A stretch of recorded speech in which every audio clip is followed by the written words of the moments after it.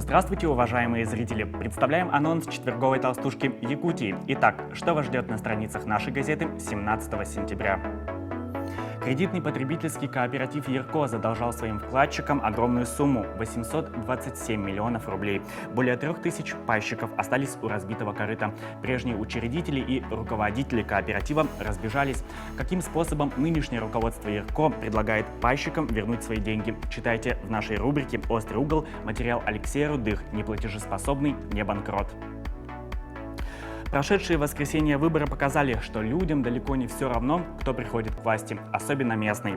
Об итогах голосования, явке избирателей и новом кандидате против всех расскажет Марина Колбасина в четверг в газете «Якутия» в разделе «Суть дела».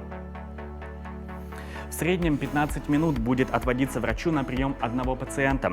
Как отразятся на качестве приема новые нормы времени? Не уменьшится ли заработная плата врачей в связи с этим нововведением? Ответы на эти вопросы нашла Ирина Мартынова. Читайте в толстушке газеты «Якутия» рубрику «Право имею».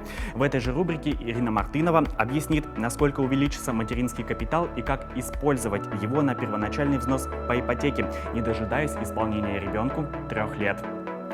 18 сентября одна из старейших общественных организаций Республики «Подросток» отметит свое 25-летие. В преддверии праздника ее директор Татьяна Глушкова рассказала Якутии о том, как подросток будет праздновать свой день рождения, какими успехами гордится и почему коллектив молодежной организации, дарящий путевки в жизнь детям, попавшим в трудную жизненную ситуацию, мечтает перестать существовать в роли центра социальной поддержки.